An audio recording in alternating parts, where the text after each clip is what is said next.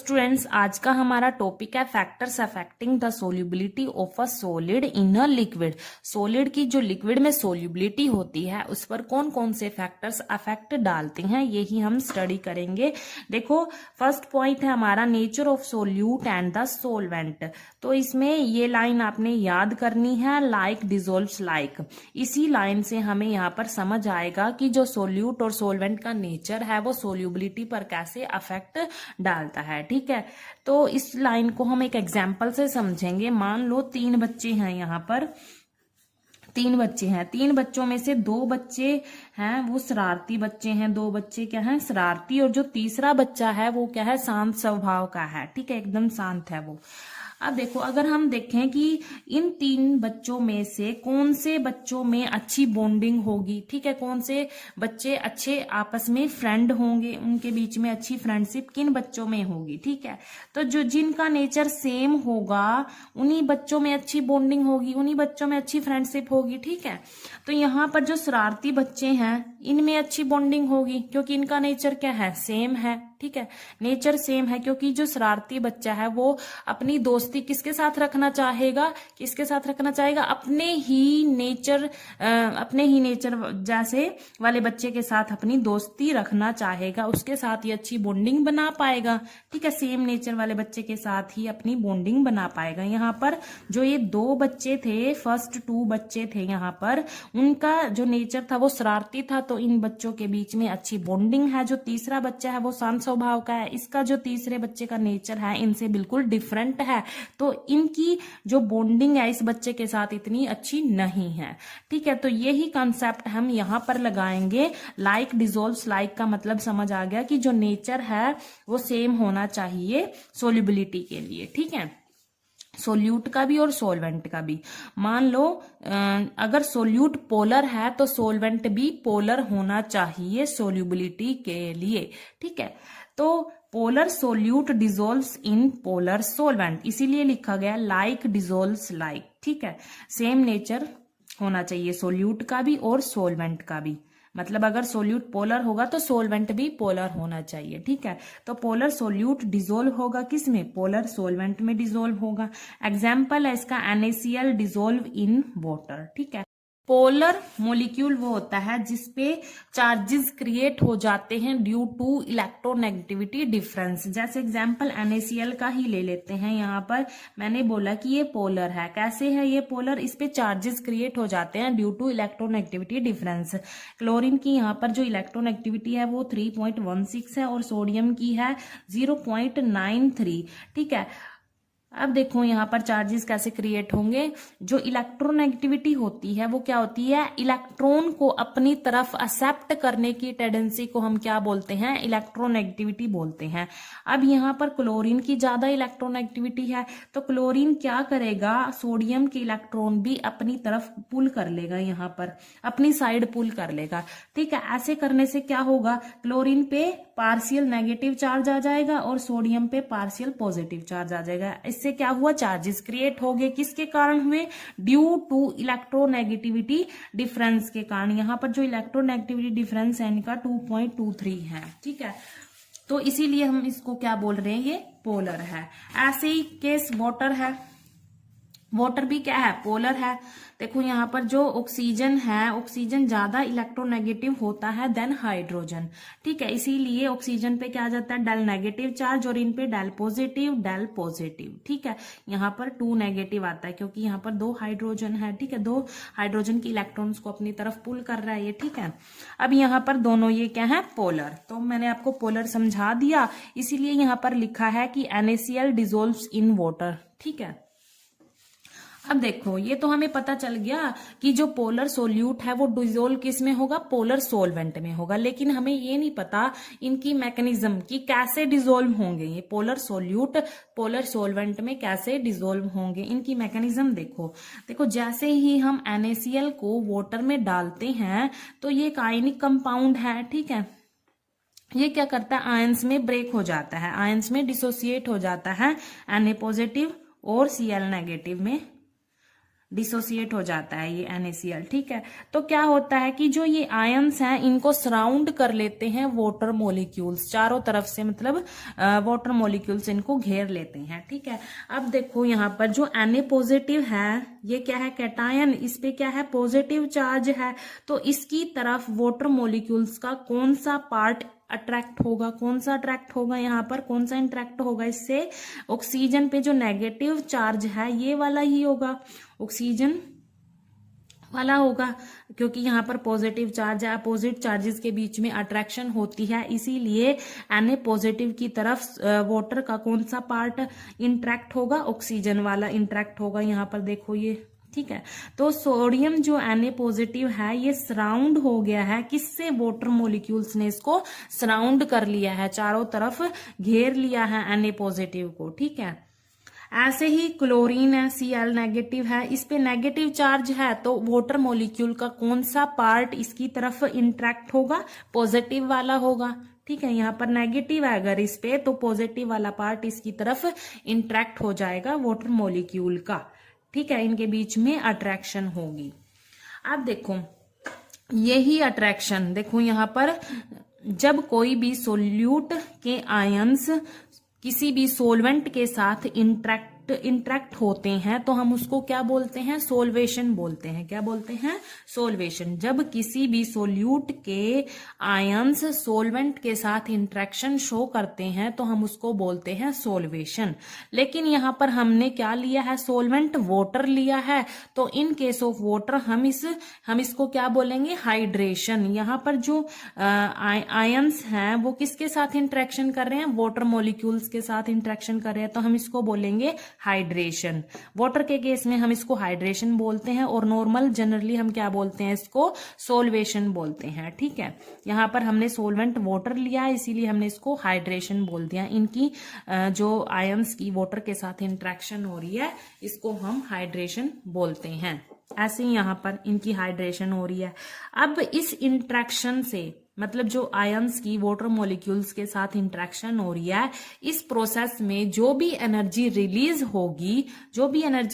होगी उस एनर्जी को हम क्या बोलेंगे, हाइड्रेशन एनर्जी बोलेंगे। क्या बोलेंगे, हाइड्रेशन एनर्जी, ठीक है। तो ये इसकी मैकेनिज्म थी, कैसे ये सोल्यूट डिसोल्व होता है सोलवेंट में, ठीक है। Polar solute dissolve in polar solvent. अब देखो ऐसे ही नॉन पोलर का है सिस्टम। देखो यहाँ पर जो नॉन पोलर सोल्यूट है वो डिसोल्व होगा नॉन पोलर सोलवेंट में ही डिसोल्व होगा, पोलर में नहीं होगा, क्योंकि वही बात आती है लाइक डिसोल्व्स लाइक। जो नेचर है सोल्यूट और सोलवेंट का वो सेम होना चाहिए। यहाँ पर सोल्यूट का नेचर नॉन पोलर है तो सोलवेंट का भी नॉन पोलर होगा। यहाँ पर देखो non polar solute dissolves in non polar solvent. इसके एग्जाम्पल है जैसे नेफ्थलीन है, एंथ्रासीन है, are soluble in benzene, ether, carbon tetrachloride etcetera, ठीक है। ये इनका नेचर कैसा है, नॉन पोलर है। एक और एग्जाम्पल है iodine is more soluble in alcohol और कार्बन टेट्राक्लोराइड। अच्छा यहाँ पर एक इंपॉर्टेंट बात है, देखो यहाँ पर a substance dissolves if hydration energy is greater than the lattice energy. मतलब कोई भी सबस्टांस तभी डिसॉल्व होगा अगर उसकी हाइड्रेशन एनर्जी ज्यादा होगी देन लैटिस एनर्जी से। हाइड्रेशन एनर्जी अगर ज्यादा होगी लैटिस एनर्जी से तभी वो अच्छे से डिसॉल्व हो पाएगा, तभी उसकी सोल्यूबिलिटी इंक्रीज होगी, ठीक है। यहाँ पर जो सोल्यूबिलिटी है वो डिपेंड करती है हाइड्रेशन एनर्जी और लैटिस एनर्जी पर डिपेंड करती है, ठीक है। अगर हाइड्रेशन एनर्जी ज्यादा होगी तो सोल्यूबिलिटी इंक्रीज होगी, अगर हाइड्रेशन एनर्जी कम होगी तो सोल्यूबिलिटी क्या होगी, डिक्रीज होगी, ठीक है। अब देखो यहाँ पर मैंने आपको हाइड्रेशन एनर्जी तो बता दिया था क्या है, ठीक है। जब कोई भी आयंस वाटर मॉलिक्यूल के साथ इंटरेक्शन करता है और उस प्रोसेस में जो भी एनर्जी रिलीज होती है हम उसको क्या बोलते हैं, हाइड्रेशन एनर्जी बोलते हैं।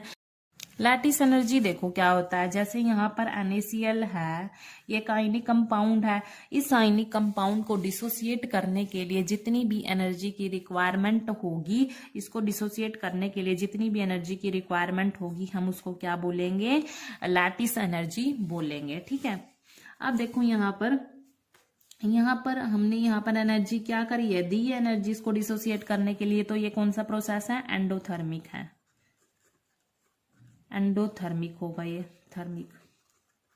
ठीक है, अब देखो ये लैटिस एनर्जी थी। अगर हम इन आयंस को रिकम्बाइन कर दे दोबारा, इन आयंस को अगर जुड़ जाएंगे ये आयंस, तो क्या बनाएंगे, आयनिक कंपाउंड बनाएंगे। Na सोडियम और क्लोरीन के बीच में क्या बन जाएगा, नया बॉन्ड बन जाएगा इनके बीच में एक। अब जब भी बॉन्ड बनता है तो क्या होता है, एनर्जी रिलीज होती है, तो उसको भी हम क्या बोलते हैं, लैटिस एनर्जी बोलते हैं। ठीक है, और ये कौन सा प्रोसेस होगा, यहाँ पर एनर्जी रिलीज हो रही है, एक्सोथर्मिक होगा। कौन सा होगा, एक्सोथर्मिक, एक्सोथर्मिक होगा यहाँ पर। ठीक है, जितनी मतलब जितनी भी एनर्जी यहाँ पर लगी है ना इसको तोड़ने के लिए, उतनी ही सेम अमाउंट में एनर्जी यहाँ पर रिलीज होगी, ये बॉन्ड बनेगा जब। ठीक है, उतनी ही सेम अमाउंट में यहाँ पर एनर्जी रिलीज होगी। ठीक है, तो ये लैटिस एनर्जी थी। ठीक है, अब सोल्यूबिलिटी कब इंक्रीज होती है, जब हाइड्रेशन एनर्जी ग्रेटर होगी देन लैटिस एनर्जी से। अगर यहाँ पर लैटिस एनर्जी ज़्यादा हो जाती है तो क्या होता है, जो आयनिक कंपाउंड होता है मतलब वो अच्छे से डिसोसिएट नहीं हो पाएगा। डिसोसिएट नहीं होगा तो सोल्यूबिलिटी क्या होगी, डिक्रीज। इसीलिए यहाँ पर जो हाइड्रेशन एनर्जी होती है वो ज़्यादा होनी चाहिए लैटिस एनर्जी से, तभी सोल्यूबिलिटी इंक्रीज होती है, तभी कोई भी सब्सटेंस डिसोल्व हो सकता है। ठीक है, इसको हम लैटिस एनर्जी को अच्छे से डिटेल में डिस्कस करेंगे, इसके लिए एक सेपरेट वीडियो बनाऊंगी मैं। ठीक है, वहां पर डिटेल में इसको डिस्कस करेंगे, ये कौन कौन से फैक्टर्स पे डिपेंड करती है लैटिस एनर्जी। सेकेंड क्या है, effect of temperature on solubility. तो यहाँ पर आयनिक कंपाउंड्स को डिफरेंट डिफरेंट कैटेगरीज में डिवाइड किया गया है कि उनकी सोल्यूबिलिटी पर टेम्परेचर का कैसा इफेक्ट पड़ता है। ठीक है, दो substance whose solubility increase continuously with increase of temperature. मतलब ऐसे सब्सटेंस है जिनकी सोल्यूबिलिटी इंक्रीज होती रहती है कॉन्टिन्यूसली अगर हम टेम्परेचर को इंक्रीज करेंगे। तो एग्जाम्पल है, जैसे नॉर्मल है, इसका एग्जाम्पल NaCl आप घर में भी देखते हैं। आप वाटर में अगर नमक ऐड करेंगे तो हमें पता है कि वो सोल्यूबल हो जाएगा, लेकिन जैसे ही हम इसको हीट कर देंगे तो क्या होगा, उसकी सोल्यूबिलिटी फास्ट हो जाएगी, एकदम से इंक्रीज हो जाएगी उसकी सोल्यूबिलिटी। ठीक है, एकदम से फास्ट रैपिडली वो इंक्रीज हो जाएगी उसकी सोल्यूबिलिटी NaCl की। ठीक है, और एग्जाम्पल है इसके sodium nitrate, potassium nitrate, KCl etcetera. ठीक है, और जो ये प्रोसेस है डिसोल्यूशन प्रोसेस, ये एंडोथर्मिक होगा। क्यों होगा, क्योंकि यहाँ पर हम क्या कर रहे हैं, इसको हीट दे रहे हैं हम यहाँ पर। ठीक है, ये जो डिसोल्यूशन प्रोसेस है वो एंडोथर्मिक होगा। ये देखो सोल्यूट प्लस सोलवेंट हमने हीट दी तो क्या बना, सॉल्यूशन, और ये प्रोसेस कैसा है, एंडोथर्मिक है। अच्छा, कुछ ऐसे सब्सटेंस भी है जिनकी सोल्यूबिलिटी डिक्रीज हो जाती है continuously with increase of temperature. हम जितना मर्जी टेम्परेचर को इंक्रीज कर लेते हैं तो उनकी सोल्यूबिलिटी कॉन्टिन्यूसली डिक्रीज होती रहेगी। उनके एग्जाम्पल है cerium sulphate, lithium carbonate, sodium carbonate monohydrate, Na2CO3, H2O etcetera. ये इनके एग्जाम्पल है। और जो ये प्रोसेस होगा वो कैसा होगा, एक्सोथर्मिक होगा, क्योंकि यहाँ पर सोल्यूबिलिटी क्या हो रही है, डिक्रीज हो रही है कॉन्टिन्यूसली। जितना मर्जी हम टेम्परेचर को इंक्रीज कर ले तो यहाँ पर क्या हो रही है, हीट रिलीज हो रही है। ठीक है, एक्सोथर्मिक हो रहा है यहाँ पर। अच्छा, दो substance whose solubility does not increase और decrease continuously। कुछ ऐसे सब्सटेंस हैं जिनकी सोल्यूबिलिटी ना तो इंक्रीज होती है और ना ही डिक्रीज होती है continuously. There are some substances which on heating change at a particular temperature from one polymorphic form to another। मतलब कुछ ऐसे सब्सटेंस हैं अगर हम उनको हीट करेंगे एट अ पर्टिकुलर टेम्परेचर पर, वो अपनी फॉर्म को ही चेंज कर लेते हैं, मतलब अपनी स्टेट को, मतलब फॉर्म को चेंज कर लेते हैं। जैसे वन पॉलीमॉर्फिक फॉर्म है, अगर कोई पॉलीमॉर्फिक फॉर्म है वो दूसरी अनदर फॉर्म में चेंज हो जाएगी। जैसे एक अल्फा फॉर्म थी और वो किस में चेंज हो जाएगी, बीटा फॉर्म में चेंज हो जाएगी अगर हम उसको हीट करेंगे एट अ पर्टिकुलर टेम्परेचर पर। ठीक है, as in the case of ammonium nitrate और from one hydrated form to another. यहाँ पर भी अगर कोई हाइड्रेटेड फॉर्म है तो वो अनदर हाइड्रेटेड फॉर्म में चेंज हो जाएगी एट अ पर्टिकुलर टेम्परेचर पर। जैसे इसका एग्जांपल है, यहाँ पर देखो 6 मॉलिक्यूल्स वाटर के हैं, यहाँ पर calcium chloride 6 molecules of water, और हमने इसको एट अ पर्टिकुलर टेम्परेचर पर हीट किया तो ये दूसरी फॉर्म में चेंज हो गया। ठीक है, यहाँ पर 4 मॉलिक्यूल्स आ गए, यहाँ पर 2 मॉलिक्यूल्स आ गए इसके। ठीक है, और क्या हो सकता है, जैसे कोई भी सब्सटेंस हाइड्रेटेड था तो वो एनहाइड्रस में भी चेंज हो सकता है एट अ पर्टिकुलर टेम्परेचर पर। देखो, फ्रॉम हाइड्रेटेड टू एनहाइड्रस, इसका एग्जांपल है जैसे ये sodium sulphate at 10 molecules of water है। यहाँ पर क्या है, ये हाइड्रेटेड है, ठीक है, इसको हीट किया पर्टिकुलर टेम्परेचर पर तो क्या हुआ, यहाँ पर एनहाइड्रस आ गया। यहाँ पर देखो एक भी मोलिक्यूल्स नहीं है वाटर का, तो ये क्या हो गया, एनहाइड्रस हो गया, इसकी फॉर्म ही चेंज हो गई, ठीक है। Such substance do not show a continuous increase और डिक्रीज ऑफ द सोल्युबिलिटी, ऐसे सब्सटेंस ना तो उनकी सोल्युबिलिटी इंक्रीज होती है और ना ही डिक्रीज होती है। जैसे एग्जाम्पल है सोडियम सल्फेट, सोलिबिलिटी क्या होगी, एक बार तो इंक्रीज होगी इस टेम्परेचर तक 32.4 डिग्री सेल्सियस, और फिर उसके बाद डिक्रीज होना शुरू हो जाएगी। यहाँ पर दिखाया हुआ है, देखो यहाँ पर हाइड्रेटेड था, फिर उसके बाद एनहाइड्रस हो गया, सोलिबिलिटी इसकी इंक्रीज हुई एक बार यहाँ तक इस टेम्परेचर तक, फिर उसके बाद डिक्रीज होगी यहाँ पर, ठीक है। यहाँ पर देखो वो टेम्परेचर जिस पर कोई भी सबस्टांस अपनी फॉर्म को चेंज कर लेता है, एक फॉर्म से दूसरी फॉर्म में वो चेंज हो जाता है, उसको हम ट्रांजिशन टेम्परेचर बोलते हैं। जैसे the temperature at which one form of the substance changes into another form is called transition temperature, ठीक है। तो ये सोल्युबिलिटी पर टेम्परेचर का अफेक्ट था। उसके बाद है प्रेशर की हम बात करते हैं, तो प्रेशर का सोल्युबिलिटी पर कोई इफेक्ट नहीं पड़ता, कोई भी इफेक्ट नहीं पड़ता। Pressure has a very little effect on the solubility of a solid in a liquid because solids are highly incompressible, क्योंकि हम सॉलिड सोल्यूट को हम कंप्रेस नहीं कर सकते, ठीक है, हाईली इनकम्प्रेसिबल होते हैं सॉलिड्स, इसीलिए प्रेशर का सोल्युबिलिटी पर कोई इफेक्ट नहीं पड़ता, ठीक है।